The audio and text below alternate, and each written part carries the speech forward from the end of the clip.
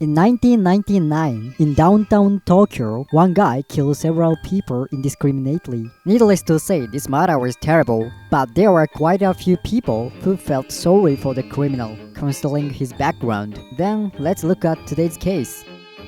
This is the case of Hiroshi Zota.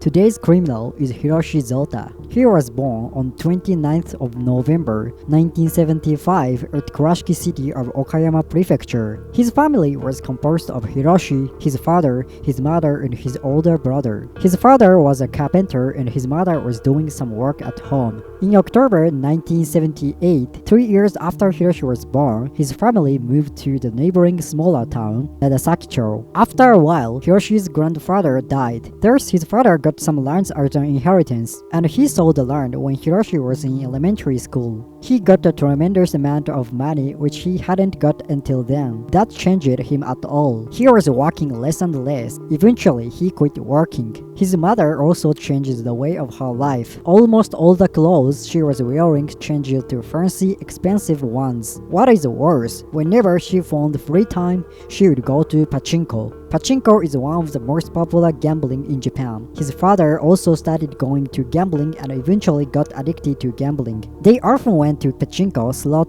and catering. These are gambling. In brief, Hiroshi's parents suddenly got a lot of money without effort, which they hadn't got before, so they went crazy with money. They already wasted all the money which they got by selling the heritage. However, their sense of the value of money wasn't improved and they couldn't stop using money. They began borrowing money from money lenders and wasted all the money on gambling. Of course, their life was so hard and Hiroshi was the most victim among the family. When Hiroshi was in school, while his parents were wasting money on vain gambling, Hiroshi was studying hard. He didn't want to become like parents. In the final year of junior high school, Hiroshi took an entry exam for the most competitive high school in his city and successfully passed. But his life wasn't going well. Every day, a debt collector came to their house. Then his parents borrowed $400,000 in total, which was actually too much for them to pay back. In that hard family environment, Hiroshi wasn't able to go to school normally, and he couldn't help quitting high school. After quitting high school, he started working at a part-time job.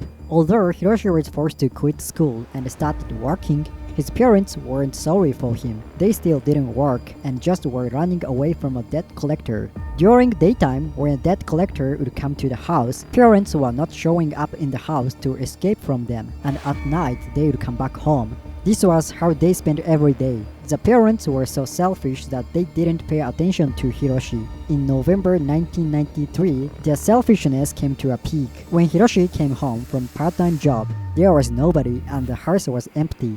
They disappeared, bringing all the stuff from the house, saying nothing to Hiroshi. They left him alone. Well, they left him just one thing. It was their debt of $400,000. Hiroshi thought he was nothing for them. He didn't feel angry at his parents, but he just felt loneliness and sadness. Fortunately, financiers were relatively understanding, so they didn't force Hiroshi to pay his parents' debt.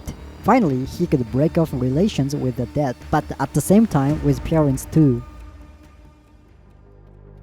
Except for his parents, he had one more family member, his older brother. He was living in Hiroshima Prefecture and studied at the university. In January 1994, Hiroshi went to his brother to live with him together in Hiroshima. Since then, Hiroshi started working at a pachinko store, but it didn't last very long. After quitting that job, he often changed part-time jobs and couldn't continue any of them long.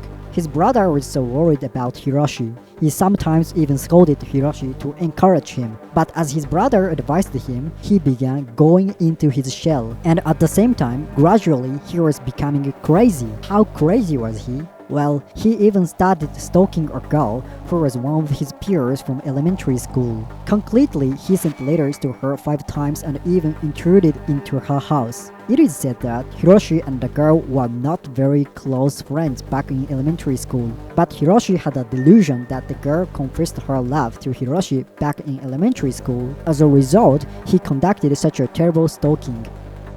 When Hiroshi intruded into her house, he was scolded by her father. He was told not to come to her again and stop stalking, but Hiroshi didn't stop stalking anyway. In addition to that, Hiroshi told his brother that he wanted to save money for marriage with the girlfriend. The girlfriend Hiroshi was talking about is that girl who was stalked by Hiroshi. Hiroshi actually didn't have a girlfriend. Well, that doesn't make sense. Yes, of course, everything was Hiroshi's delusion. His strange behavior was still not stopping. In July 1997, Hiroshi sent mysterious documents to the Ministry of Foreign Affairs of Japan and the Metropolitan Police Department. In total, he wrote and sent more than 100 of these mysterious letters to those public organizations. In the letter, for example, he wrote that the majority of Japanese people are nasty fellows. These guys say they will rape and assault whatever, even if it isn't human or animal or creature. Everyone should have a right to deprive human rights of others, which must be basic rights for all the existence, objects, creatures, and animals. Please send this message to the President of the United Nations, Hiroshi Zota. Breathing okay is love. Please send this to the President of the United Nations. I sent this to President in the world. Please use this for peaceful purpose. This was just a part of his letters. He still wrote more of these messages, which is more difficult to understand.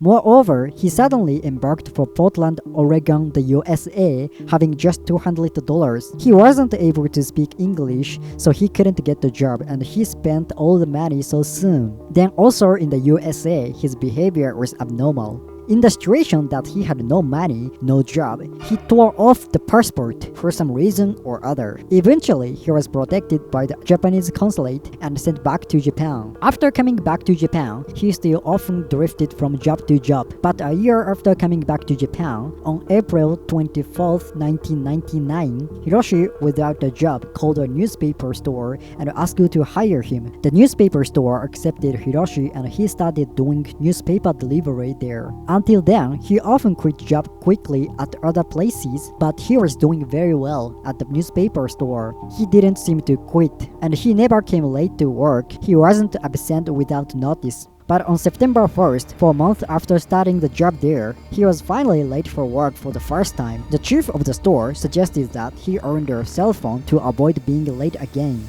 Hiroshi soon bought a cell phone then. 2 days later, he told his number to the chief. At that moment, one of his coworkers saw that Hiroshi got the cell phone and he persistently asked for Hiroshi's number. Hiroshi bought the cell phone just to tell his number to his chief. He didn't mean to exchange numbers with the others, especially with that coworker, because that coworker was who Hiroshi really hated. But this coworker was too persistent. Hiroshi couldn't refuse and ended up telling him the phone number. Hiroshi really regretted it. At night, his phone rang several times. He took the call, but the caller said nothing and just kept silent. Hiroshi thought it was his coworker's prank call. Hiroshi's hatred towards the coworker was so strong that he felt strong indignation against him. His indignation didn't get calm, and he directed his indignation against completely unrelated people. At 3 a.m. on September 4th, Hiroshi left the house putting one paper on the wall, in which he wrote, 努力をしない人間は生きていても仕方ない. Translating it into English, people who don't make effort are useless even if they are alive. And he went to Ikebukuro, which would be the place of the crime. Ikebukuro is one of the most popular areas among young people in Tokyo. There is an aquarium, the building with an observatory, and Animate, which is a store selling anime goods and so on. Simply speaking, Ikebukuro is an area of entertainment and subculture, and it is always crowded there. Arriving at Ikebukuro, Hiroshi began thinking about assaulting many people there. He thought of mass murder, and he began planning it. At 10 a.m. on September 8th, he left a hotel in Asakusa where he was staying. He went straight to Ikebukuro. Arriving at Ikebukuro, he went to a hamburger shop to have a light meal. After having a meal, he was heading for the center of Ikebukuro, the main entrance of Tokyo Hands, a big home center, through an underground passage. And at 11:35 a.m., he actually carried out his terrifying plan. He took out a knife and a hammer from the back. Screaming, he began assaulting passers-by. The scene was terrible chaos. Those who were in the scene panicked. Then 7 brave guards jumped to Hiroshi. They pressed him on the ground, and a while later, police officers arrived. Hiroshi was captured and the incident calmed down. As a result, 8 people were harmed and 2 of them died. Later, the trial began. In the first trial, Hiroshi was sentenced to a death sentence, but defense counsel objected and appealed to the judgment. However, in September 29, 2003, the judges rejected the appealed case back to the lower court, and on April 19, 2007, the Supreme Court rejected the appeal. Eventually, the judgment of the first trial wasn't changed, but still now, Hiroshi hasn't been executed yet. Hiroshi is alive and is confined in a prison waiting for death punishment. It's said that he looks having a mental disorder, so death punishment could not have been carried out. But at the same time, he is suspected of pretending to have a mental disorder. That's why investigation takes a long time, like more than 20 years. But the reason why he hasn't been executed yet is not apparent yet. Thank you for watching this video. If you liked this video, please hit the like button and please subscribe to my channel. I will appreciate it if you share your thoughts about this case on the comment section. See you in the next video.